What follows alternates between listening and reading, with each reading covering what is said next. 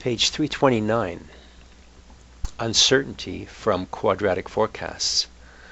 So having learned how to forecast concentrations from a quadratic, our next task is to be able to calculate the uncertainty associated with a forecast from a quadratic.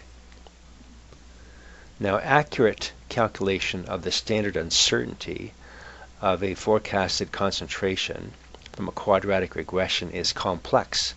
It requires statistical tools that are not available in Excel. However, a good estimate of the standard uncertainty is readily calculated. Do you recall from the calculation of the standard uncertainty from a linear regression, we use this equation?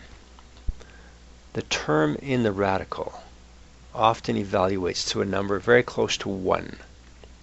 So, for example, if the instrument response for the unknown is close to the average instrument response of all the standards, this term evaluates to 0, or essentially 0. 1 over n. N is the number of calibration points. If that's 5 or 6 or so, this becomes a rather small number. And k is the number of replicates. So even in a worst case scenario, with a single analysis, k is 1, we have a number that's close to 1, and the root of it is close to 1. Turns out that most of the uncertainty from a linear regression is calculated by this first term, the standard error of the regression divided by the slope. Turns out it's pretty much the same in quadratic regression. Most of the uncertainty is determined by this ratio, standard error of the regression, or y values, divided by the slope. Let's think about these terms a little further. UR is the standard deviation of the y residuals, the standard deviation of the forecasted y prime values. When you divide the instrument response by the slope, you'll see that the standard deviation is converted from units of instrument response to concentration units. So for example, let's say that the instrument response was absorbance units. You divide it by the slope, which would be absorbance units per concentration unit. That converts it to just concentration units. Now, in the case of linear regression, the slope is constant, and the slope is given by line est. But in nonlinear regression, the plot is a curve, so the slope is continually changing.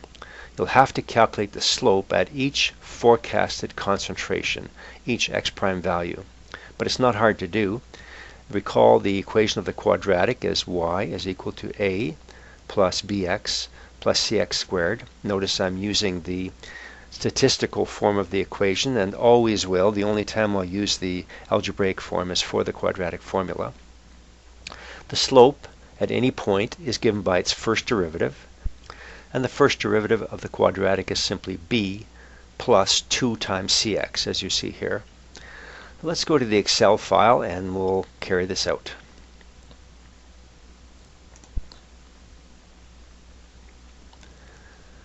So here again is the flame photometer data that we looked at previously.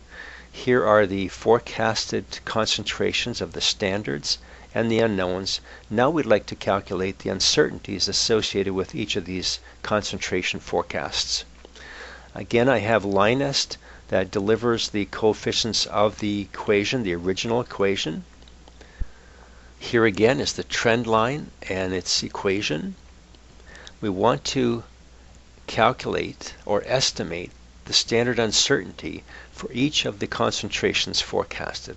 We'll do it by taking the ratio of the standard error of the regression divided by the slope. The standard error of the regression is given by line est. It's this term right here, 0.000917, and the slope will have to be calculated at each of these concentrations. Recall the slope is given as the first derivative of the equation is equal to b plus 2 times c times x. So let's calculate the slope at each concentration. We'll have equals b, which is given by line est, f4 for absolute reference, plus 2 times c from line est, f4, times x. Now x will be the concentration. Now should we use x prime or the actual value of x? Well, it makes no difference. Look at what's the difference between 25 and 25.1 in an estimate of an estimate. It's going to be nothing at all. So take whichever one you please. I'll just choose x prime. Relative reference and enter. That'll be the slope at this point. We can autofill that all the way down. So now we're ready to calculate or estimate the standard uncertainty at each concentration. It's equal to UR over M. Equals, UR is our standard error from LINEST, F4 for absolute reference, divided by our calculated slope at that point, M relative reference equals, we can autofill that down as well. So those are the standard uncertainties estimated for each concentration. Now this is at the 68% confidence level. We want it at the 95% confidence level. Recall we multiply our uncertainty S times the appropriate T value. We can get that from a T table or from a function in Excel. So the T value will be equal to T.inv.2T tab. The probability is 0.05, comma. Now the degrees of freedom for a single variable, degrees of freedom are n-1. For a linear regression, where you have two variables, x and y, degrees of freedom is n-2, number of calibration points -2. But for a quadratic equation, it's actually three variables. We have x, x squared, and y, so it'll actually be n-3 degrees of freedom. In this case, 6 minus 3 is 3. So our t value is 3.18. And so the expanded uncertainty at the 95% confidence level is equal to T times S. So that's equal to our T value. I'm just going to type it in to make it easy to keep track of. Times our standard uncertainty, cell G13 in this case. That's 0.3. And we'll drag that down. So these are the expanded uncertainties that must be added to or subtracted from the forecasted concentrations. Notice that the first significant figure in our uncertainty is in the first decimal place, and therefore we report our concentration at the first decimal place. Now that's it. Those are pretty good estimates of the uncertainty. Before we leave this, take note of the uncertainty. Notice how the uncertainty is gradually increasing as the concentration is increasing. Does that make sense? Well, mathematically it does, because the slope is largest at the low concentrations. The slope decreases at higher concentrations. So when you're dividing by a larger slope at the lower concentration, it's going to make the standard uncertainty lower. So it makes sense mathematically. It also makes sense if you think about it, that when the slope is large, a small change in intensity, or the y value, causes a relatively small uncertainty in the concentration forecasted. You can appreciate if the slope is very flat or very small, then a small change in intensity, or y value, would cause a very large uncertainty in the x-axis. The moral of the story is it's good to have strong, large slopes. It gives us less uncertainty in our concentration forecasts. Let's go back to our notes to wrap this up. You must appreciate that the standard uncertainty calculated by this method is an estimate. It's not exact, but then no uncertainty is exact anyway. They're all estimates, so it's an estimate of an estimate. The number of sample replicates wasn't factored into the calculation. We left the radical part out of the calculation. Turns out that when the y values measured is a single sample, that's the k value, the standard uncertainty will be slightly higher. You may be 10% higher than what we estimated or calculated. But when the y measured value is the average of several replicates, that is the k value be more than 1, the actual standard uncertainty will be slightly lower than what we calculated. And you can try this out for yourself with the formula and see that it's true. The main limitation of a complete calculation of standard uncertainty arises from the underlying assumption in regression of a polynomial. and that is that all independent variables x, x squared, x cubed are in fact independent or unrelated to each other. Well, this is certainly not true if you think about it. Our nonlinear data was linearized to fit LINEST by squaring the x values. So clearly x and x squared are highly interrelated, they're highly interdependent. Now this is termed covariance. The two are covariant. Now the corrections for this covariance requires tools that are only available in more advanced stats packages like Minitab, not in Excel. Nevertheless, based on comparison with results from such software, I can assure you that the standard uncertainty estimated by this method is reasonably close to the accepted values. If you'd like to see a complete uncertainty calculation for a quadratic, it can be found at this website. Page 329, the solver. So we've seen that GoalSeek can forecast a solution from a nonlinear equation. Well, the solver can do this and more. The solver can also be used to find the equation of the line of best fit of nonlinear equations that are not handled by the trendline function or by LINEST. But you will have to give Excel a generic form of the equation so the solver can work with it. And the following example explains how. The densities of many liquids have been calculated using the following correlation. Mass density is equal to a constant B times a constant D raised to the power of -1 to the negative T, where T is the temperature in Kelvin that you want to work at, divided by Tc. Tc is the critical temperature in Kelvin, that's a fixed value for each liquid, times a constant N. And in this calculation, B and D and N are all correlation constants, and the temperatures are in Kelvin. Let's go to the Excel spreadsheet, and we'll take it from here.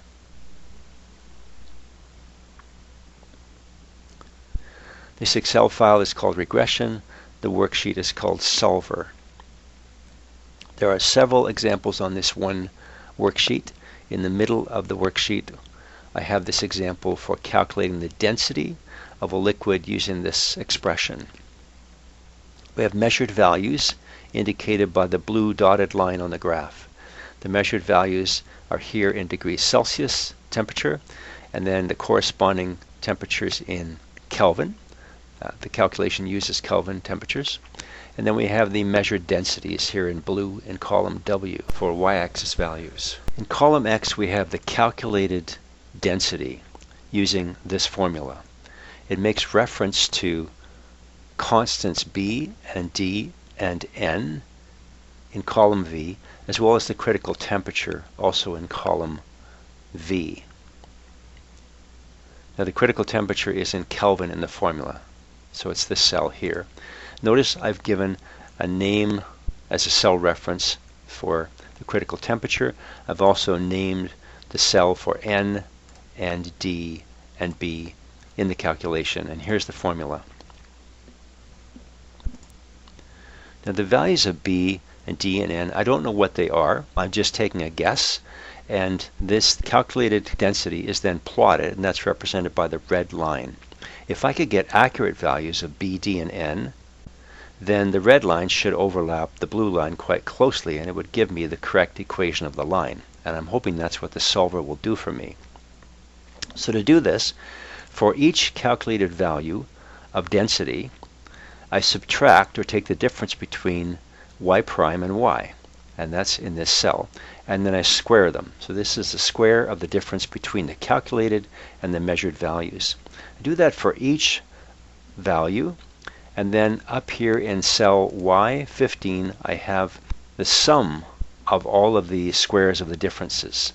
This value ideally would be 0. If this sum of all the differences is 0, then the red line should probably fall very close to the blue line, and I'll have a good equation of the line. We're going to use the solver to minimize the sum of the squares of the differences between the measured and observed values of density by changing these values for B, D, and N, which I've just estimated. We won't change the critical temperature, that is a known constant. Now to use the solver, just like GoalSeek, it needs to be installed. It probably is already since we've talked about it, but let's quickly review that. You want to go to File, Options, go to Add-ins, and Manage Excel Add-ins. Click on Go, and make sure that Solver add-in is checked off and say OK. To use the solver, choose the Data tab. In the Analyze group, choose Solver. In the Solver Parameters dialog box, set Objective. That would be cell Y15. The objective is the cell that contains the formula for the sum of the squares of the differences between the Y calculated and Y measured values. We want to set that to a minimum. We want the minimum sum of the differences of the squares. We're going to do that by changing cells B, D, and N. That's cells V12 to V14. Do you recall with GoalSeek, we told it to set a certain cell that has the equation to some value. That's what we've done here. Our equation is in cell Y15 to a value as a minimum by changing what? In this case, we're going to change three different values, the values for B, D, and N in cells V12 to V14. We can apply constraints, but we won't in this case. We'll visit that later in a later example. Make unconstrained variables non-negative. It means that we'll keep them positive. Not necessary if that's valid. Let's uncheck that. Now select a solving method. So we have three choices. We have simplex LP, that's for linear data. That would not work here. We have GRG nonlinear, and that would be our first choice for nonlinear data, as in this case. And then if that fails, we would try the evolutionary method, but it takes longer. So let's try GRG nonlinear first. And click Solve. Now it says that the solver found a solution, and we're going to keep the solution and say OK. Let's see how we did. So notice we have new values for B and D and N. And furthermore, the red calculated line using these new constants has now moved and lies right on top of the blue measured line. So we have a pretty good fit to our measured data, and we have the proper equation of the line now. Once we have an equation of the line, we can use it to interpolate for values of density or temperature. If you were given a Kelvin temperature, it would be a simple matter to substitute in the equation and calculate a density. But what if you were given a density and asked to calculate a temperature? It gets complicated, right? Say, for example, we were given a density of 0.562. What's the Kelvin temperature that would achieve this? You read our graph, we could say, well, 0.562 is over here somewhere, and it's approximately 135-ish, or 100, somewhere in this range in Celsius, and convert it to Kelvin. But can we do it mathematically? Sure we can, with either GoalSeek or Solver. And we'll use the Solver now since we are studying that. So in cell AA15, I have the equation that calculates density using these constants and the variable temperature T. So notice we have constant and 1 minus. Now Z15 refers to this temperature. It's our only variable. The rest are constants. So let's use the solver and ask it to adjust the value of the variable such that we can set the density to 0.562, just like we would do with GoalSeek. So we'll choose Data tab, Analyze, Solver. This time we're going to set it to a specific value of 0.562. And we'll do it by changing not our constants, but we'll change this variable cell now, Z15. Now, subject to certain constraints. We might need this. We don't know which way the solver is going to start trial and error with numbers, and if it goes the wrong way, it could fall off the end and get stuck. So we'd like to make sure that any temperature that it tries in the calculation is less than our critical temperature, less than the point where it falls off. So the critical temperature, you see, is 143.2 Celsius, but we're working in Kelvin, so we want to say less than 416 Kelvin. To do that, just add a constraint. I'm going to say the cell reference, which is what we're trying to solve for, Z15, is going to be, choose one of these, less than or equal to, we want it less than or equal to our critical temperature, 416.2. Now you can either say OK, and that brings us back. If you want to add more constraints, click Add. But all we need is one here, and say OK. Now make unconstrained variables non-negative. We don't have negative Kelvin temperatures, so we'll make sure that it is constrained to positive values. And for this one, I'm going to choose the evolutionary method just to give us some exposure to it, and that should work. Let's see what happens.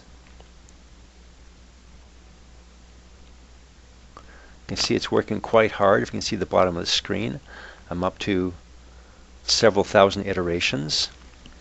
We'll just have to wait for it.